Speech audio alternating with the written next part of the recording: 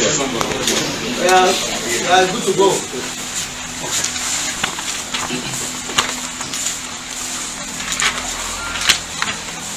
World Press Conference delivered Tuesday on the 11th of June 2022 on the topic Sovereignty of the Benin Throne by Emerson Amore, a member of Coalition of Benin Socio-Cultural Organizations.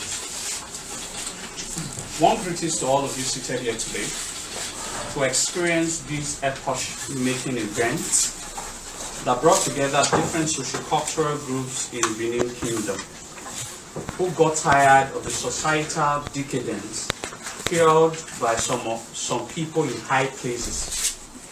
Also to tell the world that enough is enough of all the intended atrocities that have been committed against the sanctity of our cultural existence, and to use the same avenue to chart a patriotic goal that will change our people for good.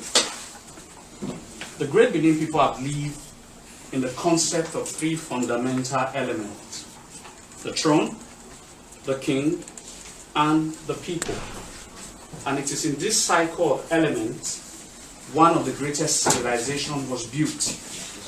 Enemies understand these immortal elements of connection, hence they are poised in using the same knowledge to destroy our cultural existence. According to them, when you poison the people, they rebel against their king and therefore obliterate the throne. But they forget to understand that the throne is the people, only existing in other form of realm. When we kill the throne, we are inherently killing ourselves. However, Edo is insurmountable. As a result of this press conference, we are reaching out to the conscience of our people, most especially those in diaspora, to kindly retrace their steps. A son might have differences with his father, but his father remains his father. Ogiamen is the father of every Edo man and woman, and he is willing to forgive those who have committed infraction against the throne. We should always remember the throne is us, only existing in another realm. Whatever offense we commit against the throne, we inherently commit that same offense against our very self. Yes, sir. The present-day Edo State government, in truth, ought to be the first ambassador of Edo culture and heritage, and was supposed to work with the palace in a bid to push in the return of our stolen artifacts. Agreement was initially reached between the Benin royal family and Edo State government, only for Edo State government to breach that agreement, and ever since, the present governor of Edo State has been allegedly heard in several occasions that he will undermine the power of the Oba of Benin for an artifact that belongs to the Benin royal court. The present monarch has never at any period of time undermined the constitutional power of the governor, and he never will. Only that those who are drunk of power will want to undermine an institution that is thousands of years older than theirs. We will rather give our utmost patriotic and selfless loyalty to an institution that, by the mercies of God and our ancestors, is not time-bound. We will never support any government against our throne, because it is our duty as true patriotic Edo sons and daughters. Ladies and gentlemen of the press, let's now go straight to the cruise of today's press briefing, having given a background of what led to why we are all gathered here today: the sovereignty of the Benin throne. The Benin throne is the bulwark of our past, present, and future. It encapsulates the very self-consciousness of our race. It is a stream that our soul connects with It is our rally point as a people. Before the advent of modern politics, the king, Oba of Benin, was an absolute monarch.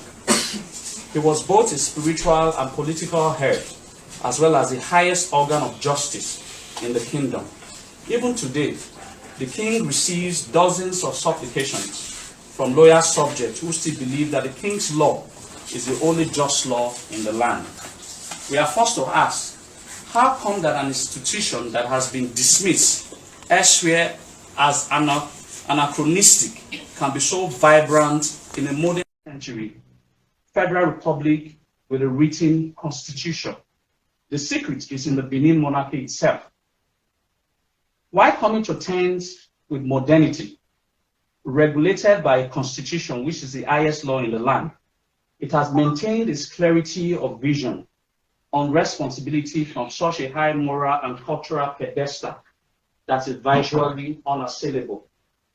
With the advent of modern politics and democratic rule, the political reformers, whether self-styled Democrats or progressives, have had concerted effort to stock up a stock of contemporary political ammunition and unviable reforms to debase our cherished culture and tradition.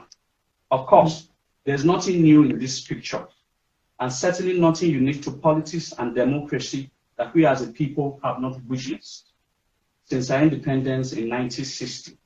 However, the insurmountable sovereignty of the Oba of Benin and his kingdom remains strong, and the unifying bond for the Benins and all.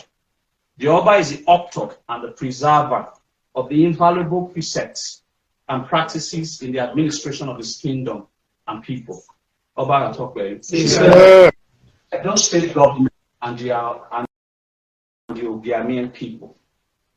There is a growing concern of a calculated effort by the present-day Edo state government in aiding the criminal activities of the Ogiamen bandwagon.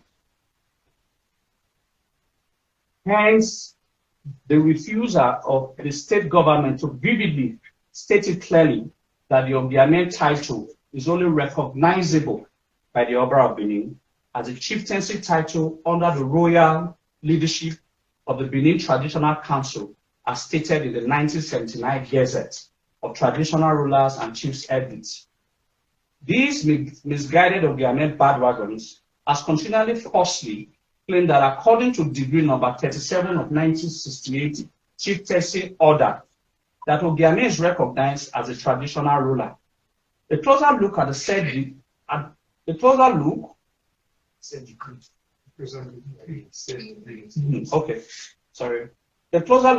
degree stated otherwise and rather referred to Ogiamen as a chieftaincy title, thereby invalidating their claims. At this junction, we would like to provide an archival material. Yes. An archival material preceding 1968. We have a letter that was addressed to Obakenzo II by Chief Edo, who was the then Chief Ogiamen of Benin Kingdom, on the 9th of August, 1939, begging to be recognized as a chief, like several chiefs in Benin Kingdom. May I crave the indulgence of this press to read out that letter?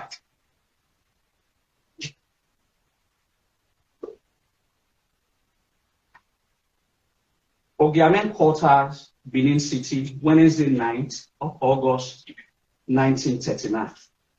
Omonoba Nedo, Akenzo II, Ukwapolopolo of Benin, Egwoba, Plymouth Road, Benin City. Copy, the district officer, Benin City, and the resident, Benin Province, Benin City. Garaumo.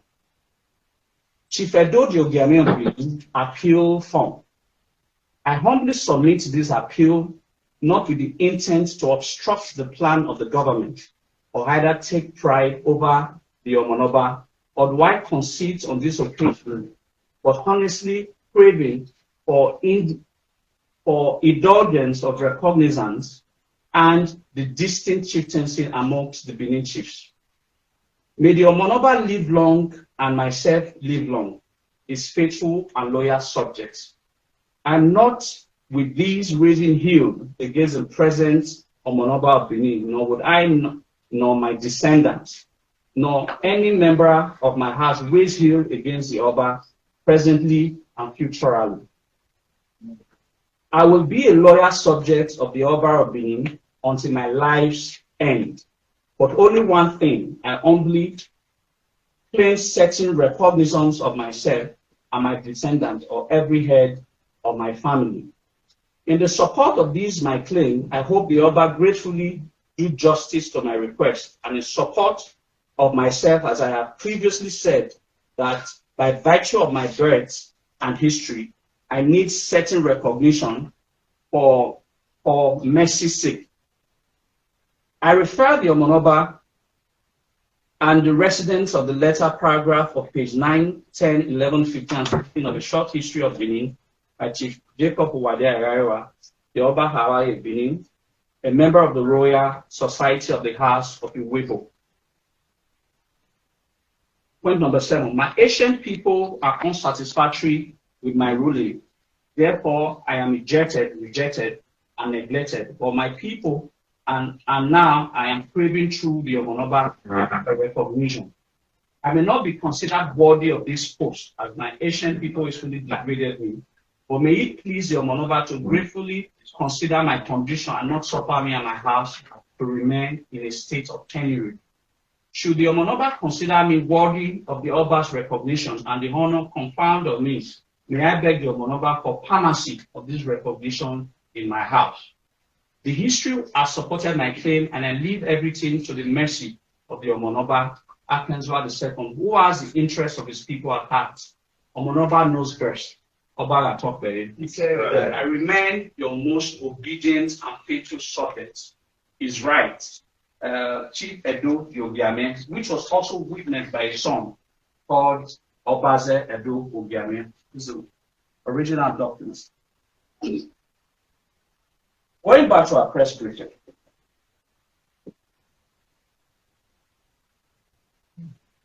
From the letter, you can hear one of the ancestors of these misguided lords pleading to be recognized as the chief of His Royal Majesty, only for his progeny 80 years later to start a status of a traditional institution, which is currently being aided by the state government, until they come out cleanly to state the obvious and bury this matter once and for all.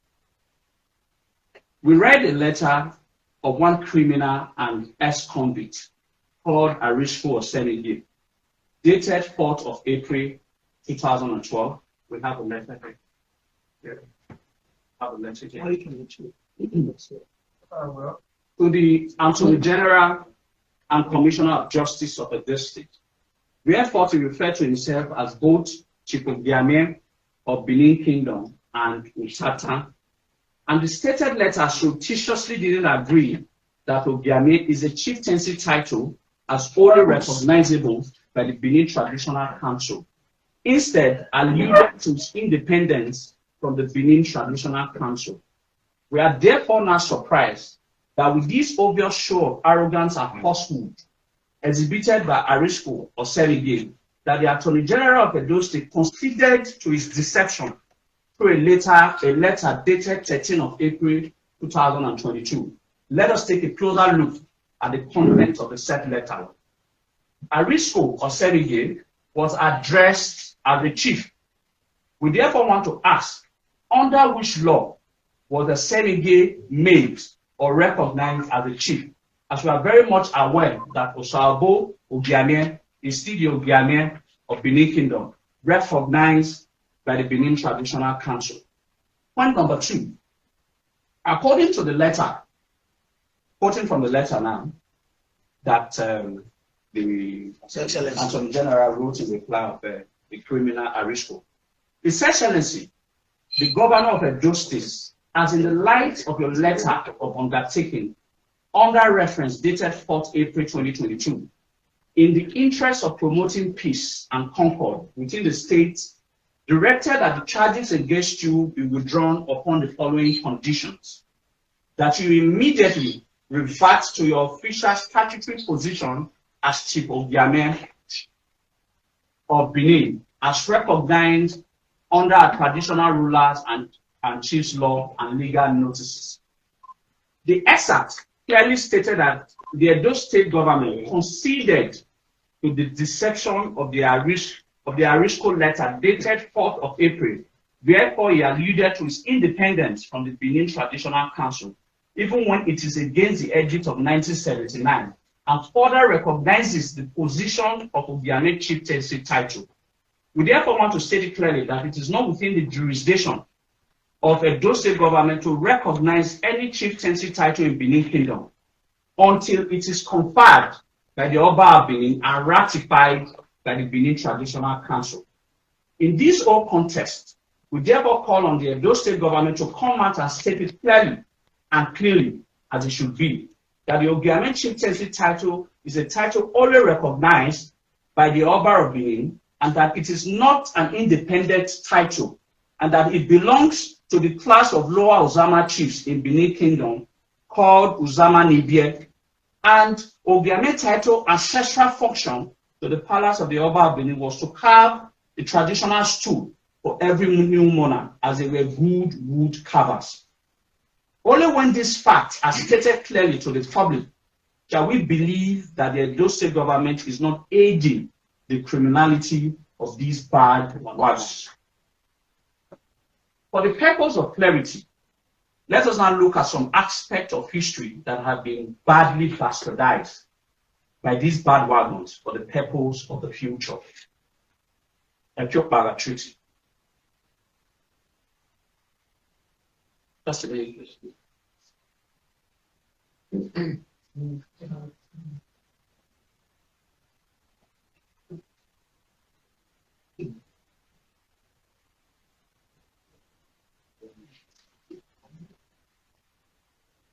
This was a treaty between Obayewedo and the Ogiamen of that era.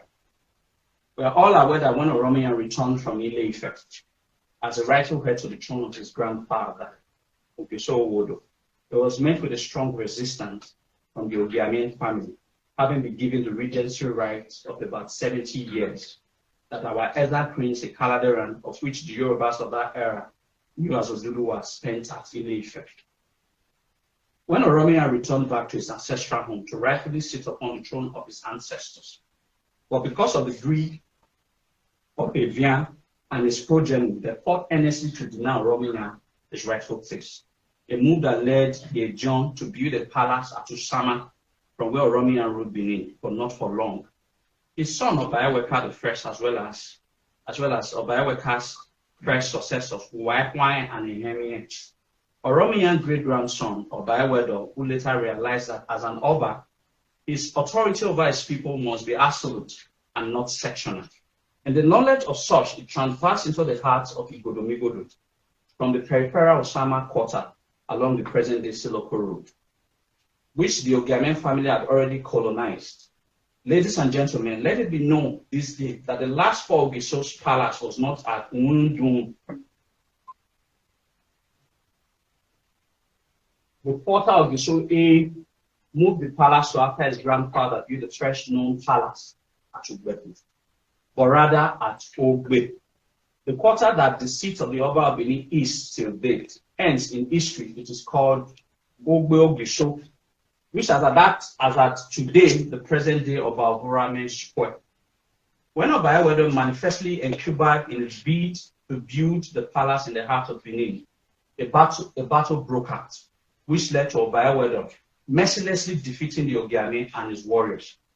It was as a result of the wisdom of diplomacy that informed Obayewedo to graciously have a treaty with the now humbled Ogiamen so as to allow peace reign in his kingdom.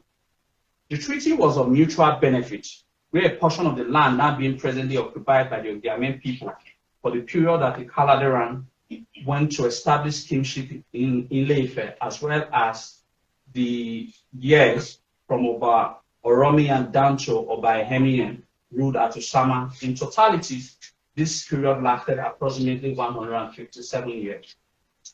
This period was enough for the Evian progeny to lay claim over a land that in the first place wasn't theirs. Ogiamen's jurisdiction was therefore reduced to Utanta, Sokomba Road. from the beginning at present-day Asoro Street to Iriyeneva Moat, present-day Third Junction. When these people currently come out to claim Ntanta Kingdom, it therefore means that they are referring to the beginning of Sokomba Road at First Isekula to where Sokomba terminates at Third Junction, which generally means that Chief Ogiamen is more or less an Ojonwe of Ntanta Sokomba Road. That's a fact. The father buttressed the point that Ogiamen was never much an important figure or a stumbling block in Benin history. Obayewedo created the first known title outside the Idiom called Nia Sowa, now abridged as Iyase. And that title was referring to the supremacy tussle between the Oba of Benin and the Ijon of the kingdom of which Olia is the head. So from here, you can see that Ogiamen was never in any tussle with the Oba of Benin, other than the treaty of the right to hereditary succession and not ownership of land. To further expatiate on this, Princess Agariu, the first child of Obasemedef, who felt she was denied of the throne, later struck a deal with his younger brother, Obadolos, to make the title of Osula hereditary. When the title was bestowed upon one of her sons, the same issue played out between the Ogiamen and Obayewedo. When the Ogiamen realized he has lost his relevance as the Ojonwe of Ntanta, he therefore struck a treaty with the Oba to allow him retain the title of Ogiamen as a hereditary title. Hence, the Ogiamen title was traditionally and officially created by Obayewedo, and in later years was added to the Uzama Nibie, a group of lesser Uzama, of which Ogiamen is the fifth in significance by Obaseki. The reason Obaseki added Ogiamen to this junior Uzama was a move to spite the Olia, because Olia and Ogiamen are sworn enemies dating back to the 12th century. The enmity was as a result of Olia leading other delegates to retrieve the Kaladeram from Ile-Ife and finally placing the Ogiamen family where they rightly belong, as blacksmiths from Enyanugi. Because of that act, Ogiamen himself retaliated by creating his own Olia. The Ogiamens themselves were opportunists, as the land they occupied in those 157 years belonged to the Ogisos, of which the Obas of Benin are proud extension of. Majority of the Obas didn't observe the Ekiopaga mock battle because of the insignificance of the practice, which is more or less a ceremonial practice during the coronation phase of the newly crowned Oba of Benin. The generosity of the Oba of Benin influenced his decision in considering the title of Ogiamen as hereditary and also as his chief. That was so because we recognize the services of Evian to his kingdom. Otherwise, apart from the Oshoga myths, it is regrettable that there is no other beneficial service to the kingdom attributable to the Ogiamen succession. The general who subdued Ogiamen was known as Odigye Olomi, the then head of blacksmiths who lived in Ogbe Iboya. The Oba's army defeated Ogiamen and pushed them to Onweru, where the battle ended, now Asoro Street. Obayewedo was at Ekiopaga where Ogiamen finally surrendered to him. Odigye Olomi, for being able to defeat the violent leader, was subsequently conferred with the title of Iyase and was installed as the first Iyase of Benin in about 1255 AD. How then did the vanquished Ogiamen not determine the terms of the treaty? Evidence points out that the treaty was for Obayewedo to mercifully grant him the right to a hereditary succession, so as to remain relevant within the sphere of his family nucleus. To finally put to rest that the Ekiopaga Treaty is a complete ruse created from the imagination of these unlearned people. If there was a treaty that was signed and the consequence of its violation is death, as the Ogiamens earlier insinuated, why then did Ogiamen accept the betrothed daughter of Obadolo, Princess Igbinake, in the year 1848 AD, knowing fully well a part of the treaty was no intermarriage between both families?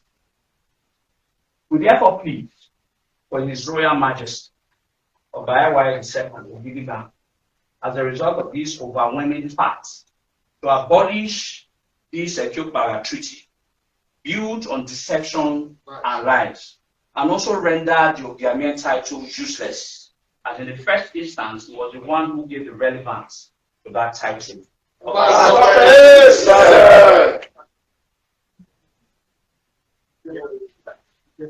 We therefore plead for His Royal Majesty Ogiamen II of Benin, as a result of these overwhelming facts, to abolish this Ekyopara Treaty, built on deception and lies, and also render the Ogiamen title useless, as in the first instance, it was the one who gave relevance to that title.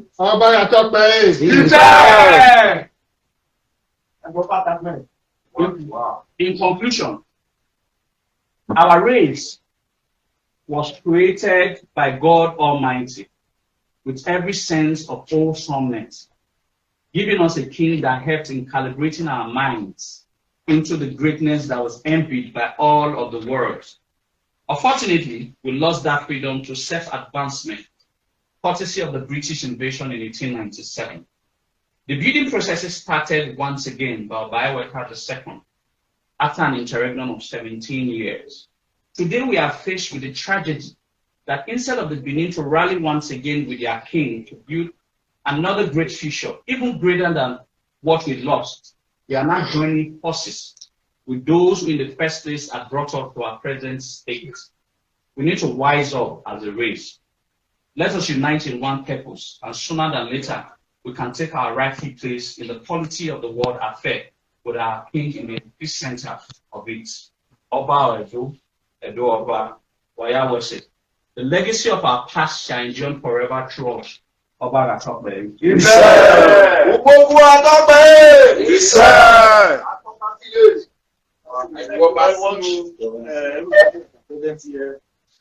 Members of the press, there is one or two questions we want to ask.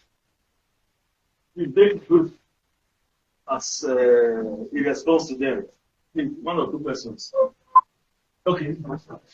Your name and your video, sir. My name is Patrick.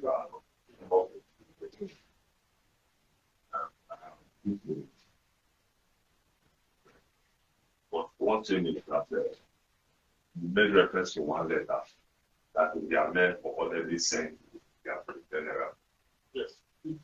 I don't know if you have it up. I think Yeah. done in our work. Yeah. You don't have. It is stressful. If you don't have, if you don't have the quest, you have options.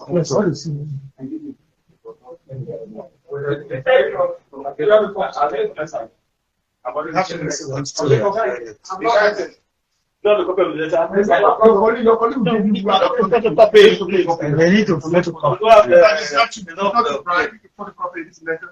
that one. Talking about the one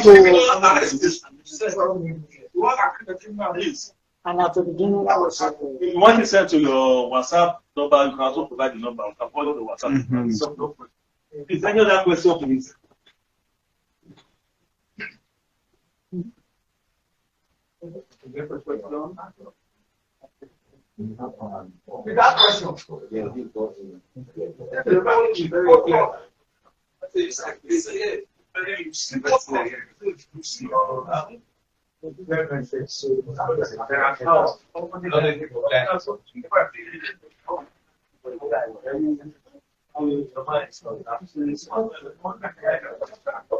Okay.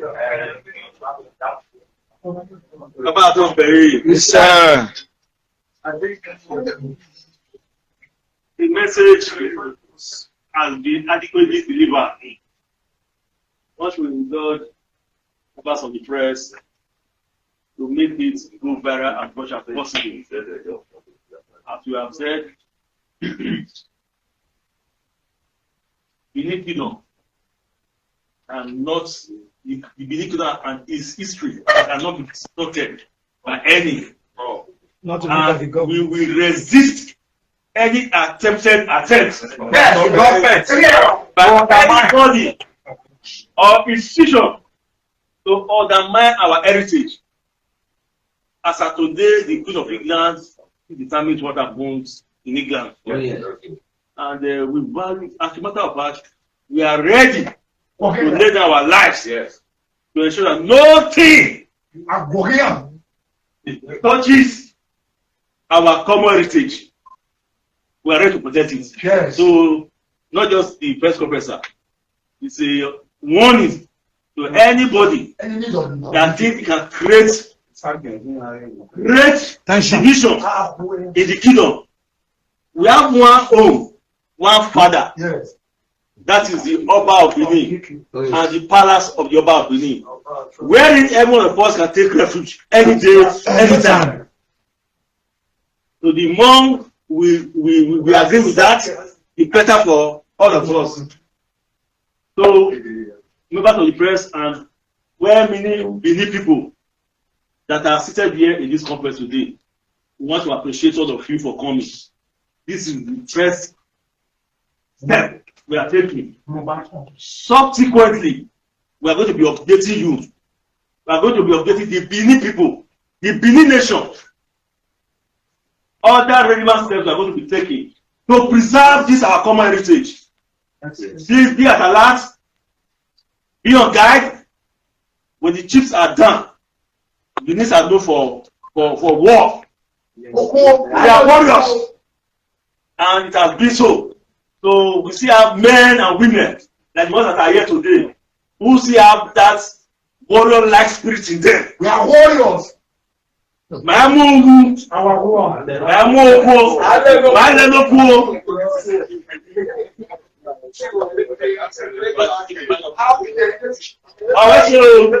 right, gentlemen of the press, let me pay this proud tribute to my president. My name is Dr. Prince Nosaka Ehume Esoni. I'm a direct descendant of Oba Esoni, and I major in African history. I back my PhD in African history back then, and at the present I lecture African history. I am surprised that things like this are gradually unfolding.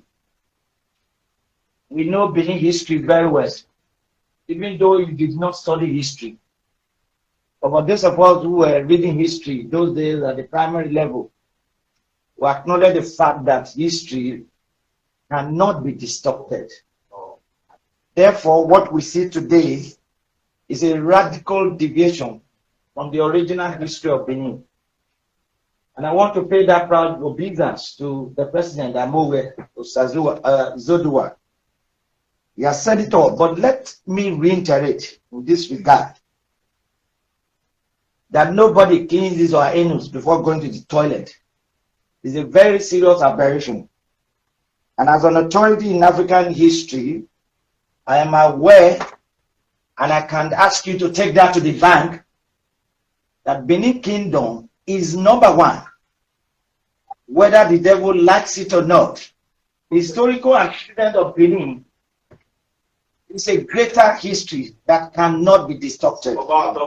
Yes, sir. Now, having said this, I want to urge the state government.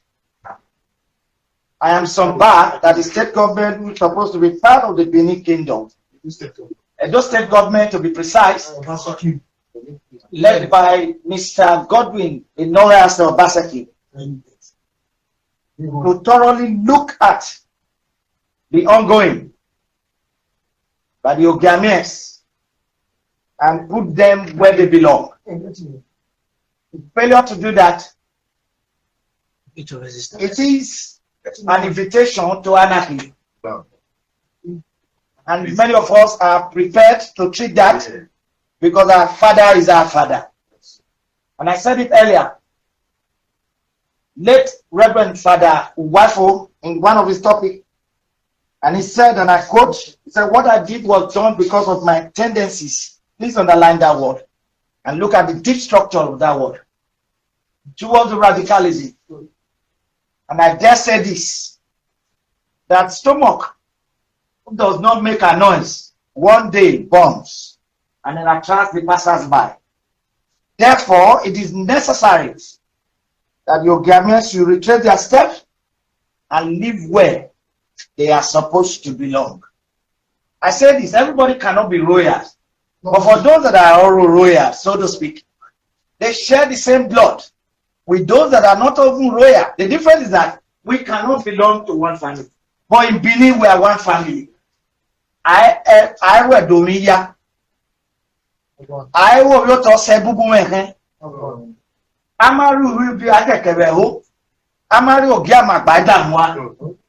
Therefore, this speak volumes that the Benin is very united. Now, some of us, we pay the price, like the president said. We pay the price to go to school. We're not on the mindful of the fact that God is with us. Because when you have God behind you, you will succeed. Yes. About 2007, I made reference, a dark start event when I paddled my pen, as it were, and some persons felt embarrassed. And the person said it was time to eliminate me. Sorry. I was taken to the cleaners amidst loudest ovation. Let us kill him. That was the sing song. And as they would do that, they did it without fear or favor. And about 3-4 journalists were presented with a writ of passage. And yours sincerely was also taken to the cleaners. Today, I'm upstanding because God is with me. And God will be with us in Jesus' name. Amen. But having said that, like I said, ancestors.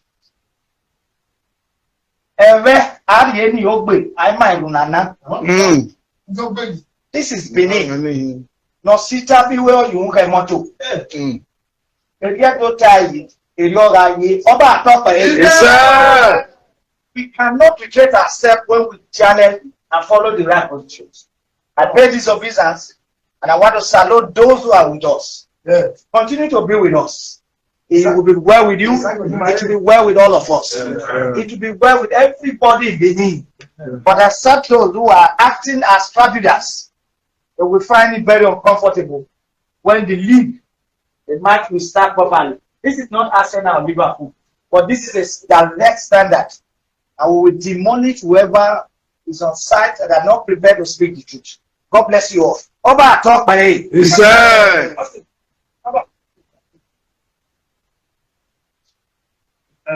Thank you very much. Please, member for the prayer. Wait here. We have water. We have water for all to